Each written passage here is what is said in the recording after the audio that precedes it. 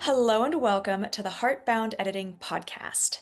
This is episode 40 of the weekly Story Savvy series, where we tackle the 52 biggest self-editing topics and tips to help you make your good story great, as an aspiring author asks me, a developmental editor, all of the questions that you have wanted to. We have covered so much in this series so far, including last week's episode on polishing your narrative style choices. Today, we are going to take a bit of a break week in this series and talk about the use of AI as authors. By the end of this episode, you will all hopefully feel better informed on this topic from a writer's perspective specifically, and have a better grasp on whether you do or don't want to use any of these tools in your writing processes going forward. Joining me to ask all of the questions is my friend and co-host, Agnes Wolfe. Hello. Hi, I'm an aspiring fantasy author who hopes to release her first middle grade fantasy later next year, and also the host and founder of Authors Alcove. I'm here today to tackle this often very polarizing topic. I know technically I am the one who brought this up as a possible topic. And part of it is because I just think it's so incredibly important to talk about and the nuances of it and what parts of AI might be more beneficial and what ones are more hurtful and what ones we should avoid and what ones that could possibly be helpful if we choose to use them. Just to start the topic off, I still want to hear why you also felt that this was an important topic to discuss, especially during a self-editing course. Sure. I feel it is important largely because it is a very present topic in the author space. It has been for a while, and it probably will continue to be. I wanted to talk about this topic in this series and at this stage in this series for two reasons primarily. First, it is good to take breaks in any long process, and this very much felt like the right place to take one as folks catch up on the scene level and line level topics which made up the middle of this course. So if you're still working on catching up, this week is for you. The second reason that I wanted to talk about this, or at least accepted your invitation to talk about this, was that from this point on in this self-editing process, I personally feel like AI becomes much more acceptable and potentially actually helpful to use as we get into the copy editing, formatting, and other true polishing level self-editing steps. And I think before we really get into like the opinions and those sort of things, I think it's important to clarify like what types of AI there are out there and what we mean, like specifically like generative versus other kinds. So do you mind just talking about that particular aspect in relationship to self-editing, which we are talking about today? Yeah. So today we are specifically talking about two different kinds of AI. There's assistive AI, which has functionally been around for about a decade, but took leaps and bounds forward with the recent advent of the AI zeitgeist. Uh, Assistive AI includes narrow purpose spell checking software like Grammarly or ProWriting Aid. It includes text to speech and speech to text functions like Speechify or Dragon Dictation. And it includes formatting software like Atticus or Vellum formatting. And then on the other side of that, we are also talking about generative AI, which is what really exploded onto the digital scene over the last 3 years.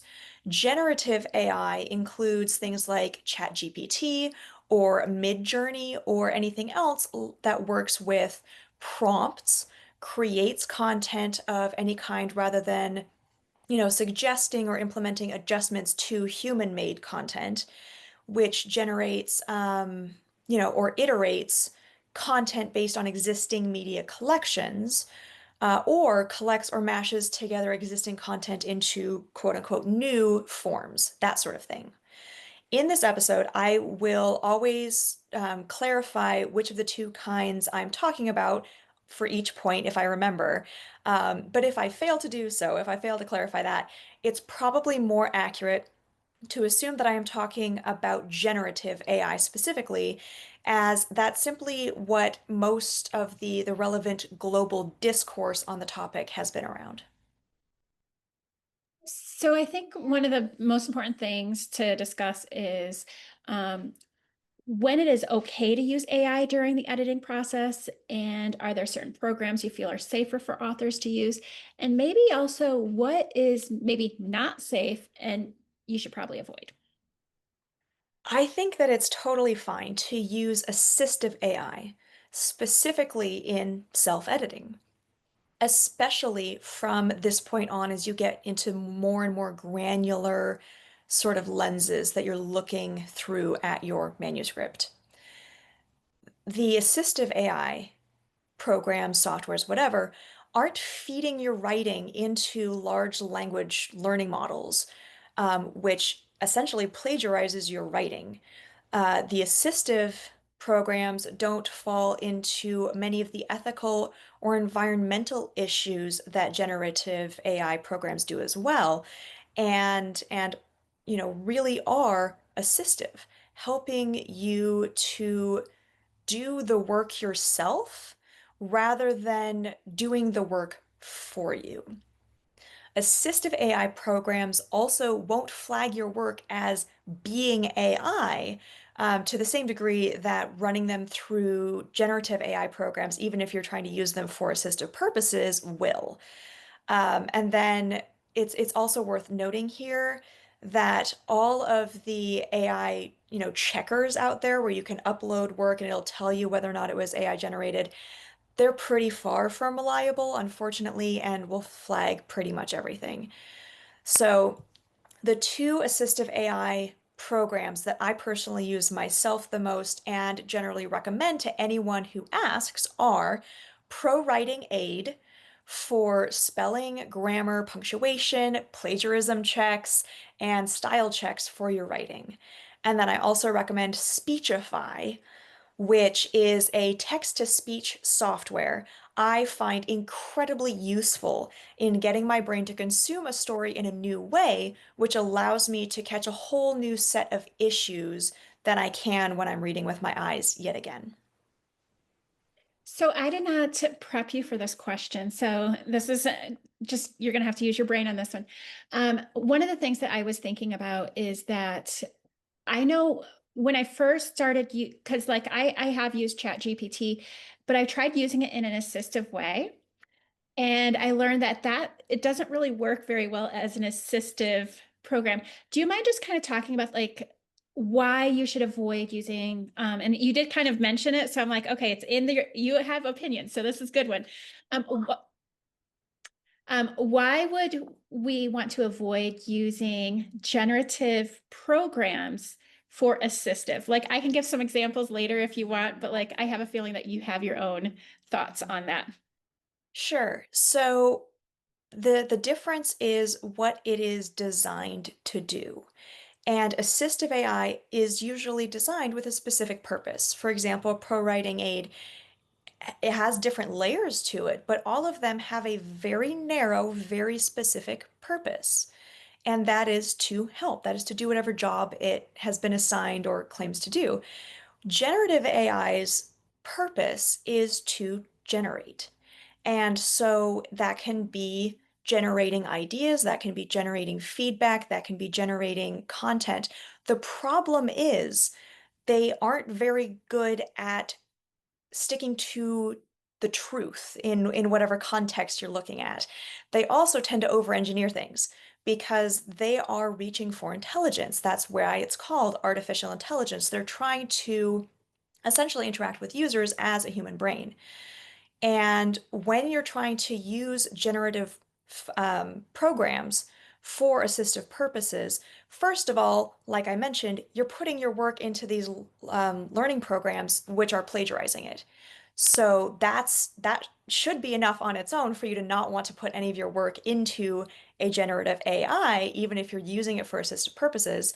There are also much higher ethical and environmental costs to generative over assistive. In fact, assistive, it's not really even worth talking about. That's not what that AI does. But generative, absolutely, that is the case. So there's a big difference there. And if you are coming to a decision for yourself that you do want to use assistive AI, but for whatever reasons resonate with you, you want to avoid generative AI, then that means you need to find purpose-made assistive AI programs rather than trying to use generative AI programs like, ChatGPT, Grok, Midjourney, whatever, for assistive purposes. Does that answer your question? It does. One of the things that I know that happened. So when I first used ChatGPT, I was like, "Oh, this works for like emails." And so like I would literally write my email and said, "Can you format it so like it does the bullets things and all of that?" And I ended up running into too many problems of it wanting to use its own voice. So it would change some of the wording, it would change. And that is one of the things that I realized, like, because I was trying to use it assistively, but it's a generative program. And so that was something Wild. I was like, I think that's important to talk about too, is there is, you need to be cautious trying to use a generative program as assistive. Like, oh, can you please proofread this for me? That's, it's going to change it for you. Or, and also, like you said about the plagiarism thing. And Um, and you don't know if it's going to be, proofreading by, let's say, the Chicago Manual of Style, or what it considers the standard grammatical usage of Reddit. Like you don't know where it's drawing its sources because it won't tell you where it's drawing its sources. It might not even know. But then for your formatting example, that's a great example to bring up because there are purpose-made, narrow focus, assistive AI programs for formatting that don't have all of these other issues. Their job is to format, and because that's their only job, they're really good at it. that is one of the things that I was really surprised about when it, because like I started to use it as email and I was like, oh, this is going to be so great. And then I started to realize it's changing what I'm saying. And like even when I said only proofread, and I didn't, and I thought, it's just emails, it's not a big deal. But it ended up actually feeling like it was kind of a big deal as I started to use it. And so like even for emails, I have started to like stray away from even that. But one of the things that I did not realize about AI when I first started using it was that there are actual costs to the environment. Like to me, I'm just like, it's just a computer. Do you mind talking a little bit about that? Essentially, yeah, it's really bad. There's a very high cost specifically on the water consumption and global warming front. Generative AI is a disproportionately large factor in freshwater scarcity concerns over the next decade to, half century. And we are seeing electricity costs going up across the board due to already subsidized demands for these data processing centers associated with generative AI. I think I saw a headline just yesterday that in cities that are near these data processing plants, people's electric bills have gone up 200+% in the time that this has been a factor. Um, I don't really want to talk about this too much in depth or detail here. I frankly find it super difficult to engage with as someone who deals with a lot of depression and anxiety around environmental issues.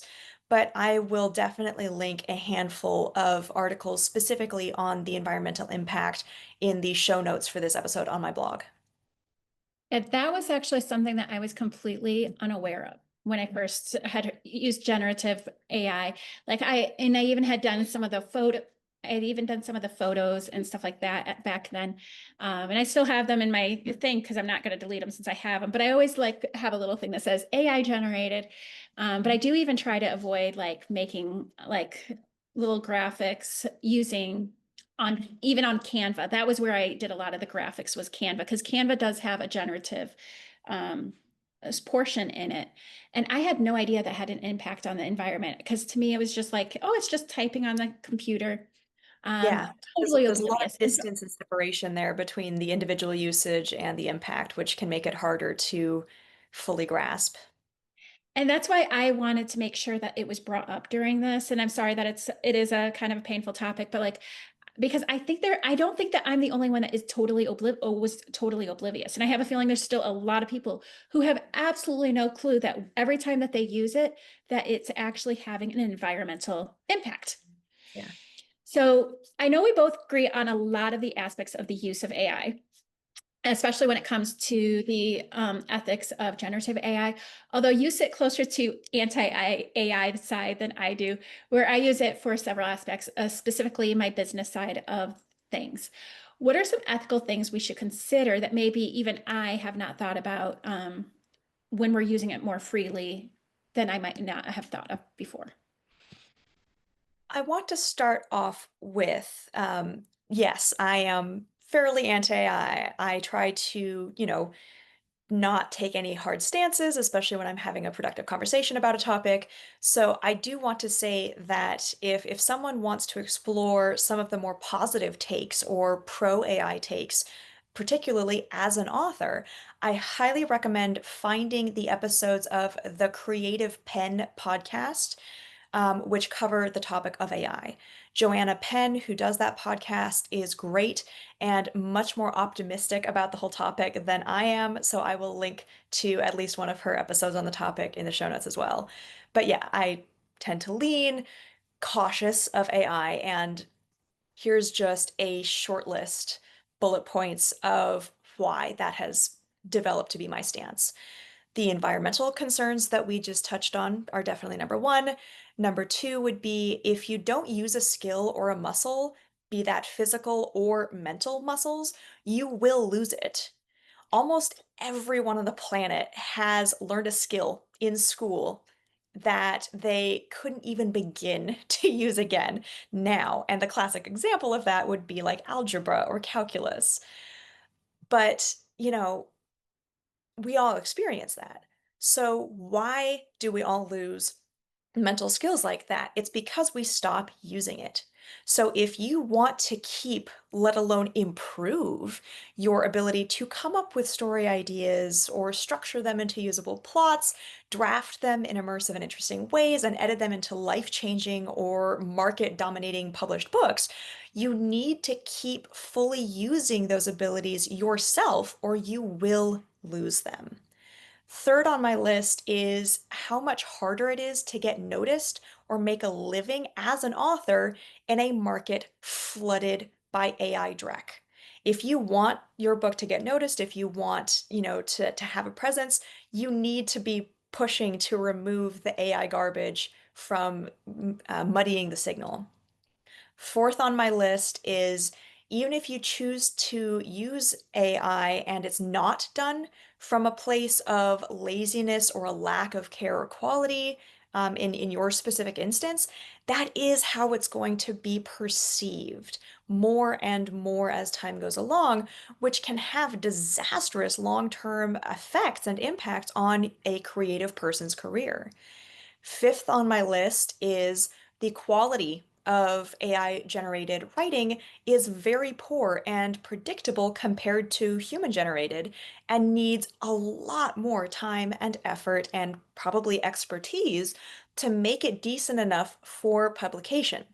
Assuming, of course, that you have standards for quality, for what you want to put out in the world, which most AI writers, especially the ones, preaching that lifestyle, tend not to.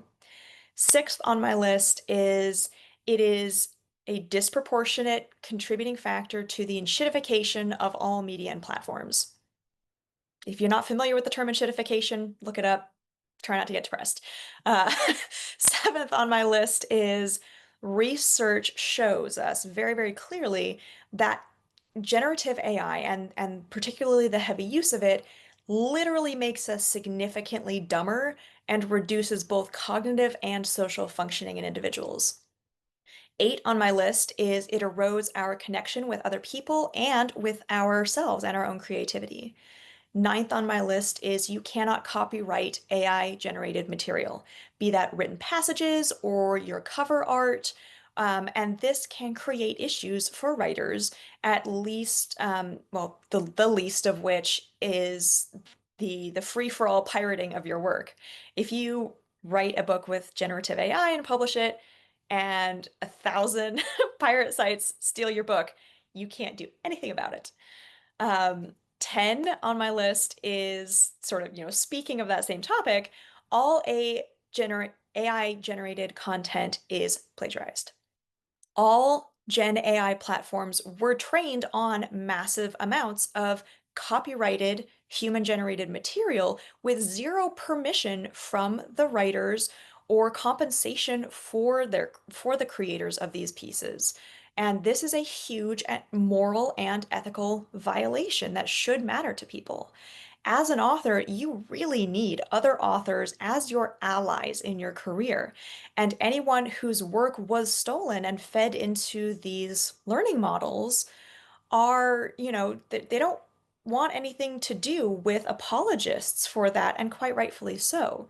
You want friends in your professional community, not enemies, and that requires siding with other authors and other creatives against the violation of their rights and misuse of their creative property. And then 11th and last on my list here, well, second to last, is any good author should want to present something of value to their readers, and AI generated material is inherently valueless at every level. In fact, this is a stance which has even been held up and established in courts over the last couple of years. And then 12, actually last on my list, I'm sorry it was so long, is that what AI makes for you, it will also make for hundreds, if not thousands, of other people. Why would you want to bother putting an AI generated book out there, knowing that thanks to the very nature of generative AI, there is zero chance that it only produced that for you and you alone. So it's not going to be unique or original. I know one of the things that, like, my earliest stance, like even when we first started this podcast, is very different than my stance now. Because when it first came out, I was like, oh, this is so nice. And I was like, okay, would never use it on my book. That was just like, whatever. But I was like, oh, but I can use it for this, this, and this. And I am slowly using it for less and less things because of a lot of the things that I have learned. And some of it I've learned from you. But I think one of the most meaningful considerations in my life is we are human and we should consider honoring people and their creativity. I feel like AI disrupts this. What are your thoughts on this particular topic? The value of stories is to connect the writer, a human, to the humans who consume that story. If a computer is coming up with their ideas or deciding how to present them, anything like that, how can the writer expect those stories to connect in any meaningful way? I think you have a great point of just connection matters and we need to foster that. And yeah, being creative is one of the defining traits of being human versus, let's say, a beetle. More specifically, creating for the sake of it is really inherent and important.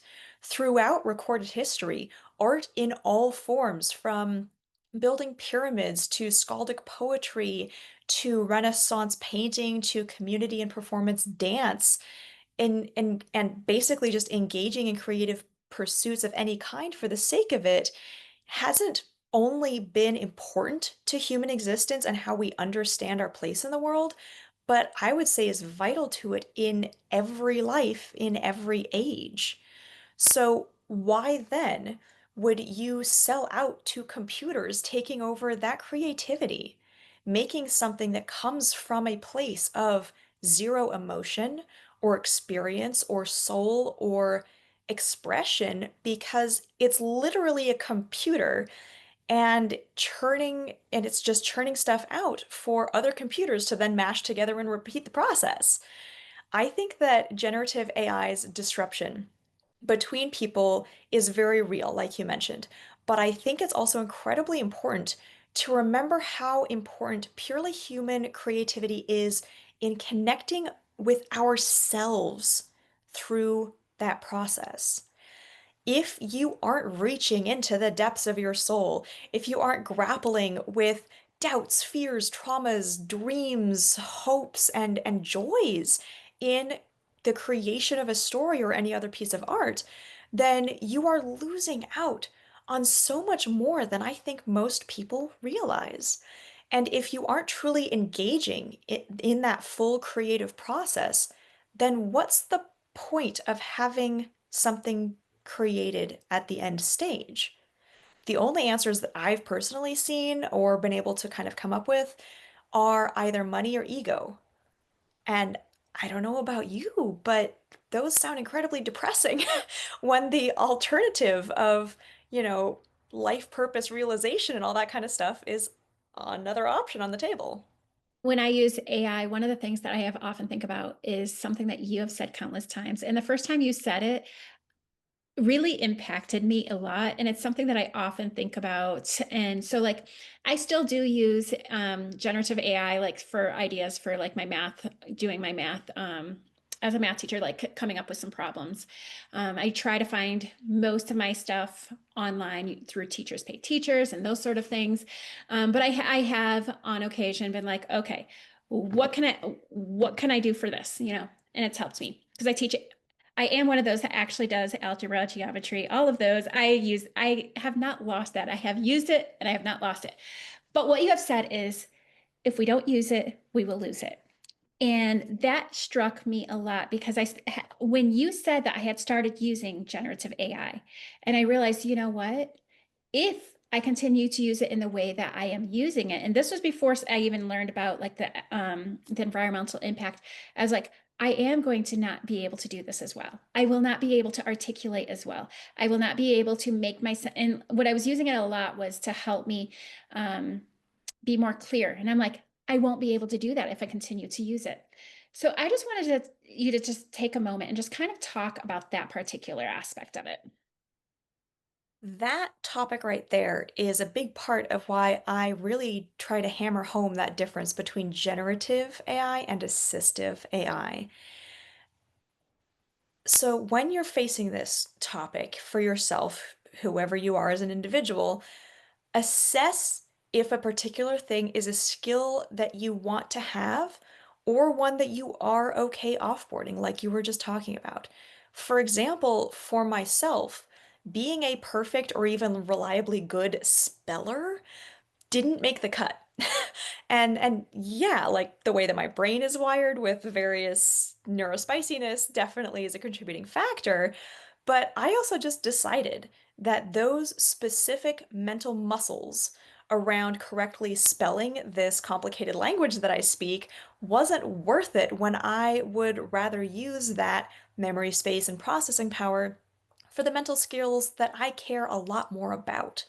So I am heavily reliant on spell check, and I only become a better speller very slowly and painfully over time. But I care a lot about my critical reasoning skills, my ability to do real deep research, my ability to explore and integrate new concepts, or philosophies or practical tools. And I care a lot about my creativity and as a niche within that, my grasp of macro story elements and function beyond and above all else. So, my insistence on keeping those specific mental skills as strong as they can be without offloading or enshittification or whatever, can be pried from my cold dead hands. But spelling, I don't care. I will offload that. So, environmental or ethical concerns aside, just ask yourself on this use it or lose it topic, ask yourself, do you want to be someone who can do whatever task it is you are considering using AI for? If not, great. You have a tool right there in front of you, a very powerful one, to do it for you. But if you do want to be someone who identifies as a storyteller or an editor or, a teacher of any topic, then you need to actually do that mental work, or you will just become someone who uses AI, and it's the AI who actually teaches or tells stories or edits or whatever the topic happens to be. If you want to say that you are capable of something, that's the thing that you need to keep actually doing and improving the mental muscles for yourself. I feel like we should also talk about the long-term effects that using AI has both on us as an individual and like the atrophy of our minds, but even the broader as like a culture and creativity of our society. What are some of your thoughts on that? I like smart people. I like thinking that humanity in general has two brain cells to rub together. And more studies are coming out about how people of all ages are literally losing the ability to think with ongoing use of or reliance on generative AI. And that's kind of scary to me. Um, Research is showing us that the use of AI is highly addictive and severely damages critical reasoning, decision making, creativity, and a lot more. I will make sure to link some articles on this topic in my blog for this episode. Essentially, even with the environmental and personal creative considerations aside, it's documentably better for humanity in whole if we collectively shun or otherwise avoid the use of generative AI. I don't want to live in a world that doesn't have creatives. I want to live in a world where AI is doing the shitty work, the menial labor, the manufacturing, whatever, so that people can be creative. And I think that culturally, our future is a lot more beautiful and creative and connected in all of the good things, the more we can push the narrative that AI needs to stay out of creativity and decision making. Beyond that, long term, we will start seeing more and more means for filtering out AI generated content as our markets and platforms and societies get more and more flooded with it.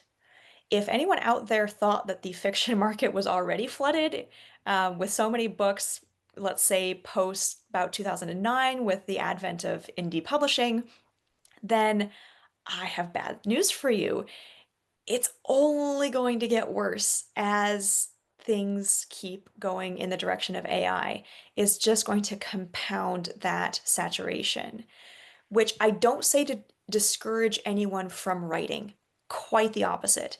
You should write your real human, meaningful stories, and everyone who wants a chance at an author career should also loudly rail against AI generated writing because only in making AI generated writing a pariah to the point of shame for the scammers and the lazy people and whoever pumping out, an AI generated book a week, only then can humans stand a chance of our industry and livelihoods not buckling under.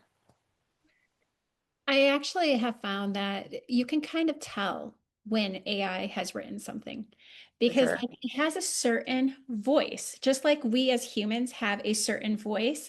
And I have been reading a lot of like, oh, this article is interesting. I start to read it and then it says something and I'm like, this is not human.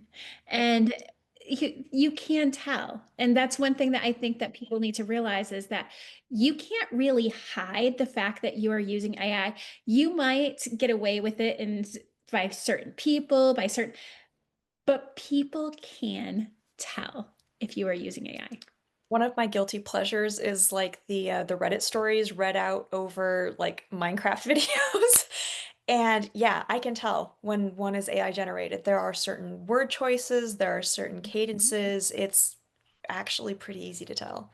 Yeah, and I think it's like the more familiar you become with it, the more you run across it, then you're like, then you can spot it like that. But like, I hate to tell you, somebody is going to tell that you used AI, that it is not your writing. But I feel like a lot of this episode is pretty anti-AI, which is fine. I think that those particular aspects need to be talked about. But if a writer still decides to go ahead with using generative AI, what would you say to them that isn't trying to talk them out of it? Totally. Um, so being magnanimous, coming from a positive place here, people will absolutely make that choice because they are intrigued by the potential of the technology or because of limitations around their time or physical abilities, because they want to publish more books per year and they want to have that career, or to get past writer's block, or a whole host of other reasons that are totally understandable. Here are some considerations to bear in mind if you go ahead with that. First, I suggest that you be honest about it at every turn. Like you were just talking about, people can tell. So if you mention ahead of time, hey, this was AI generated, you might get curiosity of people going, well, I want to see how that turned out. Um, but essentially, trying to dupe those who don't want to consume AI generated material is going to go more poorly for you than when they find out, not if they find out, than it will if you're just upfront about it. Sometimes this, if you fail to correctly label something as AI generated, it might get you kicked out of some spaces, but at least if you are upfront, you may learn which spaces those are as a warning without actually getting banned or ostracized. I've seen this happen in a bunch of different groups where if the person had simply done a little disclaimer about their use of generative AI in creating something, they would still to this day have access to those networks and those communities. My second piece of advice is you will need to heavily revisit the topic of dialing up originality and uniqueness, like from episode 38 of this series. Generative AI's literal job is to collect from what is already written and rearrange it and re-quote imagine it for you. So you need to put in more effort into making it genuinely original than perhaps you would otherwise if you had written it from scratch. My third piece of advice is that you make sure you do really heavy and meaningful checks for plagiarism before attempting to publish it. Generative AI is plagiarism software, for better or worse, so the impetus of avoiding literally paying high costs in court for plagiarism, avoiding that is on you, not the software. Fourth, bear in mind that the more generative AI writing floods digital spaces, the more it's feeding into generative AI writing. It's like making a copy of a copy of a copy on a printer to the point where it's just kind of this gray blob. Or like the sci-fi trope where it only takes a few generations of cloning clones for them to become these deformed monsters. So if you are hoping to get the same results from generative AI writing, which you or someone else was getting right at the cusp of this technology, that's unrealistic now, 3 years in, and it's going to keep getting more so. If you want to do it, if you are sure you want to write something with generative AI, do it as soon as possible. And understand that as of about 9 months ago, from what I've seen, generative AI stories will need much more intense editing overall to publish something of quality than it would have 2 years ago or if it was human written. Fifth, do your research on what your copyright options are or aren't in your specific situation, depending on what you used for your process, and understand how that impacts your publishing or the life of the book. Some platforms do require original work, which generative AI does not count as, or they might have requirements worded as human made or copyrighted or copyrightable. So just make sure that you thoroughly read through all of the terms and conditions and definitions and the like at each stage for whatever publishing or sharing or anything like that steps that you want to take for your career. Sixth and lastly, make sure that you do several extra rounds of self-editing an AI generated book specifically for plot holes and inconsistencies like we talked about in episode 19 of this series. Generative AI stories have a high risk factor for having far more plot holes and inconsistencies in the story than human generated stories do. And you need to at least get it up to that sort of human average baseline before looping in feedback readers or post-publication readers. I know for myself, like even 12 months ago, when I first started doing this particular thing, I was even using it for some of like ideas to like advertise our episodes and stuff. And it's funny, the more I learned, the less I have been wanting to use it because I have learned a lot since I started using it. And I used it to help me write emails to, like, okay, this is what I want to say, blah, blah, blah, blah. And then it would generate. And I was like, oh, this is so nice. And I appreciated it and I loved it at first. But then as I've gotten to know more and more things, and so I think one of the things that I would like to impart in people is to start doing your research on AI. And because like my stance, like even like 6 months ago, is different than my stance now. And it's just continuously changing. And so I just encourage you, like, if you haven't really thought about some of these things, to just really start to research it. And I have to admit, I have becoming a little bit more and more anti as I have gotten to know more things. Because I know before, like we had talked about it before, where there was a little bit bigger gap earlier on when we first started this series. But I'm coming to your side slowly, just so you know. Cool. What'd you say? I said cool. Yeah, Yeah. that's how that process tends to go.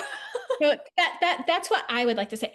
But I want to give you a chance. So I have one last question for you. I know that my takeaway hope would be for writers and AI.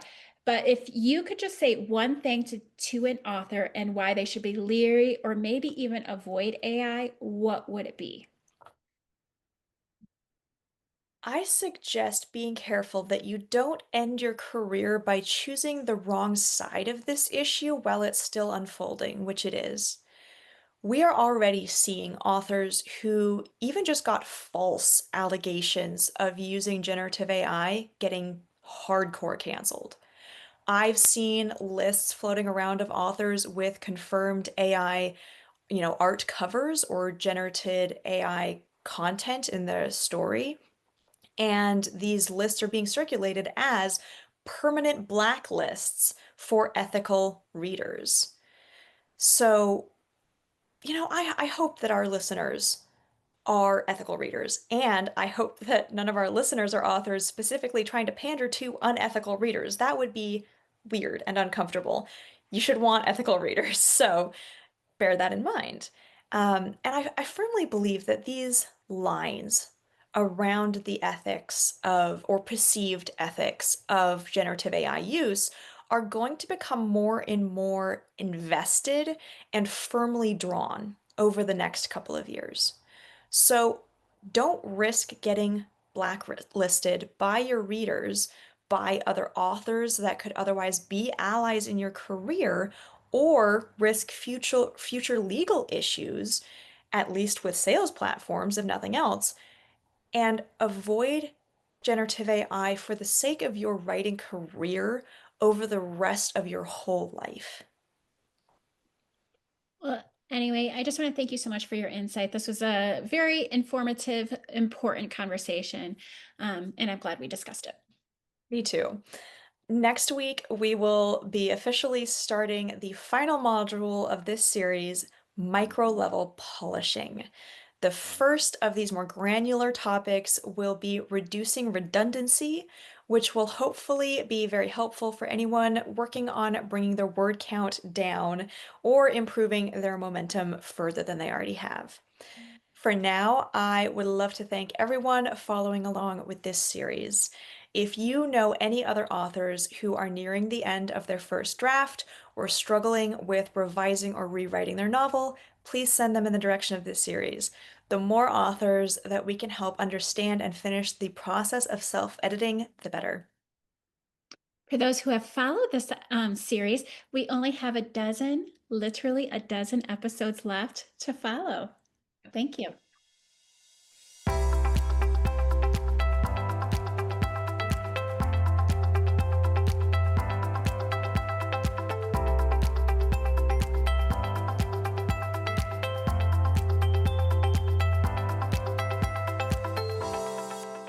Thank you so much for listening to the Heartbound Editing Podcast. I look forward to bringing you more content to help you make your good story great so it can change lives and change your world. Follow along to hear more, or visit my website linked in the description to learn how I can help you and your story to flourish. See you next time.